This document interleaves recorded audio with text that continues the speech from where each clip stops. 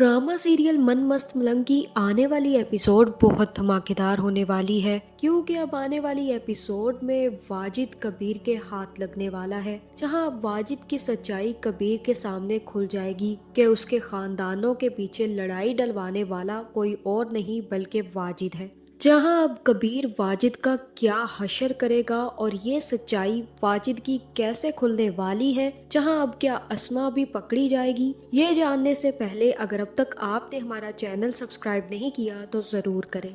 जहां अब वाजिद ने एक नई चाल चल दी है और उसने अस्मा के कान भर दिए हैं कि अगर तुम मुबीन और कबीर को मारना चाहती हो तो वो असल में मर जाएंगे तो मजा नहीं आएगा, उनकी इज्जत खराब कर दो, फिर देखना तुम वो जीते जी मर जाएंगे और तुम्हें कुछ करना भी नहीं पड़ेगा। जहां अब अस्मा को भी वाजिद का प्लान बहुत ज्यादा टॉप क्लास लगा है। अब अस्मा ना सिर्फ सिकंदर को बल्कि रिया को भी इस्तेमाल करने का तरीका सोच रही है, जिसके बाद अस्मा घर जाएगी और सिकंदर से कहेगी कि सिकंदर, ये बात तुम जान लो कि कभी भी कबीर रिया की शादी नहीं होने देगा। जो इन लोगों ने रात को किया है ना, उसके बाद तो मुझे नहीं लगता कि अब रिया का कोई रिश्ता भी आ सकेगा। अगर यही सब कुछ होता रहा तो कबीर कभी भी रिया की शादी नहीं होने देगा। जहाँ फिर सिकंदर कहेगा तो फिर क्या किया जाए, अब तुम ही बता दो कि इन सब मसलों का हल क्या है। जहाँ फिर अस्मा सिकंदर से कहेगी कि मेरे पास एक प्लान है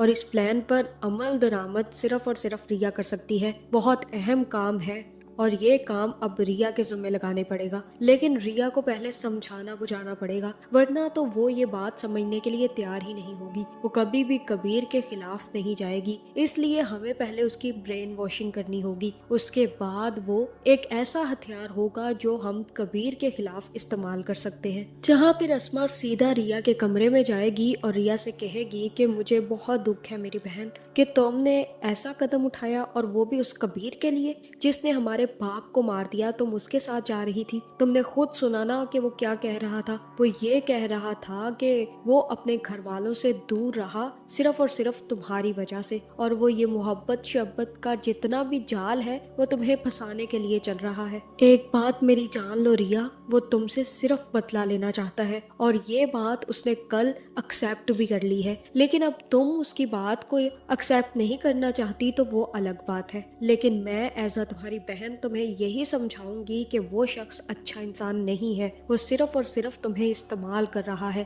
ताकि सिकंदर और मेरी इज्जत को मलियामेट कर सके। अगर वो ये कहता है कि जो कुछ भी उसके साथ अब तक हुआ है वो सिर्फ हमारी वजह से हुआ है, तो तुम भी जरा सोचो रिया कि जो कुछ आज तक तुम्हारे साथ होता रहा है वो सब कुछ कबीर की वजह से हुआ है। कबीर का हाथ था उन सब चीजों में, इसी वजह से तुम आज तक इस मुकाम पर खड़ी हो। वो सिर्फ और सिर्फ तुम्हें अपना बनाना चाहता है और उसके बाद हमें बेइज्जत करना चाहता है। वो तुमसे कोई मोहब्बत वहब्बत नहीं करता। जहाँ फिर अस्मा कहेगी कि चलो हम टेस्ट कर लेते हैं कबीर की मोहब्बत का, कबीर की सबसे बड़ी ख्वाहिश क्या है। जहाँ फिर रिया कहेगी कि मुझे नहीं पता उसकी सबसे बड़ी ख्वाहिश क्या है, जिसके बाद अस्मा कहेगी कि उसकी सबसे बड़ी ख्वाहिश ये है तुमसे शादी करना। वो तुमसे शादी करना चाहता है ताकि हमें नीचा दिखाकर तुम्हें यहाँ पर फेंक कर अपना बदला लेकर चला जाए। जहाँ फिर अगर उसकी यही ख्वाहिश है तो तुम भी उससे शादी कर दो उसकी पूरी ख्वाहिश, और उसके बाद पता चल जाएगा कि वो सच्चा है या हम।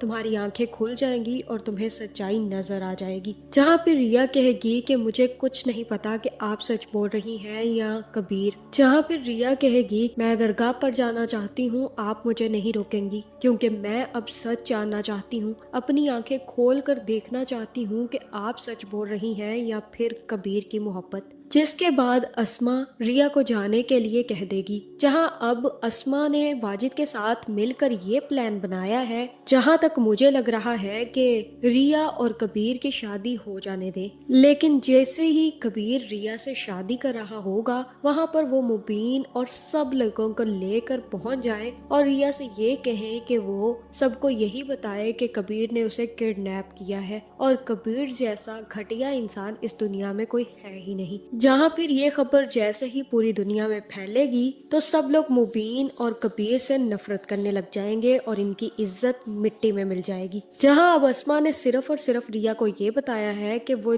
अगर चाहती है तो जाकर कबीर से शादी कर ले। जिसके बाद रिया कबीर से मिलेगी और कबीर से कहेगी कि तुमने कल ये कहा है कि जो कुछ भी तुम्हारे साथ हुआ उसकी जिम्मेदार मैं हूँ और तुम बदला लेना चाहते हो, तो तुम क्या बदला लेने के लिए वापस आए हो? तुमने ये मोहब्बत का ढोंग किया मुझसे। जहाँ फिर कबीर कहेगा कि तुम क्यों पुरानी बातों को छेड़ रही हो, हम दोनों एक हो तो गए हैं, अब उन सारी पुरानी बातों का कोई मतलब नहीं रह गया और वो बस मेरे मुंह से निकल गया। जहाँ पे रिया कहेगी कि मुझे पता नहीं क्यों ऐसा लगता है कि तुम इन सब चीजों में मुलव्वस हो, मुझे ऐसा लगता है कि मैंने तुम्हारा इतने साल इंतजार किया और तुम सिर्फ और सिर्फ मुझे धोखा दे रहे हो। जहाँ पर ये सुनकर कबीर भी काफी ज्यादा गुस्से में आ जाएगा और कहेगा कि अगर तुम्हें यही लगता है और अगर तुम्हें मेरी आंखों में अपने लिए मोहब्बत नजर नहीं आती तो यही समझ लो कि मुझे तुमसे मोहब्बत नहीं है और मैंने ये सब कुछ बदला लेने के लिए किया है। अब मेरे पास तुम सभी आना और मुझे भी तभी बुलाना जब तुम्हारा ये शक दूर हो जाए कि मुझे तुमसे वाकई ही मोहब्बत है। जहाँ अब कबीर भी अपने दोस्तों के पास चला जाएगा और उसके दोस्त कबीर से कहेंगे कि कबीर, तुमने ये कभी सोचा है कि ये बात कि तुम रिया को लेकर जा रहे हो किसी को भी नहीं पता थी,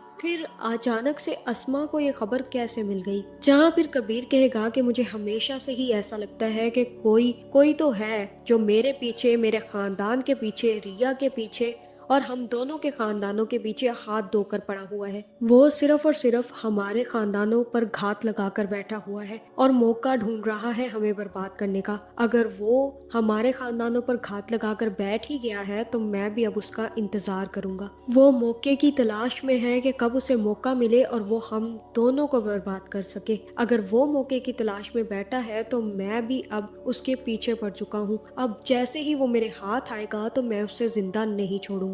जहां अब कबीर को भी किसी न किसी पर शक जरूर है। जहां अब जल्द ही कबीर के हाथ वाजिद आने वाला है। जहां मुझे तो ऐसा ही लग रहा है कि अब रिया ही वाजिद का सच कबीर के सामने खोल देगी और कहेगी कि अस्मा आपा वाजिद से मोहब्बत करती हैं। उनको मैंने कई दफा वाजिद के साथ देखा है। जहां फिर जैसे ही कबीर वाजिद के सामने जाएगा और उसकी आंखें देखेगा तो कबीर को भी वाजिद का चेहरा साफ साफ नजर आ जाएगा और उसे पता चल जाएगा कि ये तो वही शख्स है जिसने उस पर हमला भी किया था। जहां अब कबीर वाजिद को नहीं छोड़ेगा। जैसे ही वाजिद वहां से भागने की कोशिश करेगा तो कबीर भी वाजिद को गर्दन से पकड़ लेगा और कहेगा कि तुम हो वो शख्स जो हम दोनों खानदानों में आग लगाकर खुशी खुशी बैठकर तालियां बजाना चाहते हो, तो अब मैं तुम्हें जिंदा नहीं छोड़ूंगा। जहां अब वाजिद का तो बहुत बुरा हशर होने वाला है, लेकिन इसी के साथ साथ अस्मा भी नहीं बचेगी। आपका इस बारे में क्या ख्याल है कमेंट करके जरूर बताएं और ऐसी वीडियोस देखने के लिए हमारे चैनल को सब्सक्राइब करना ना भूलिएगा।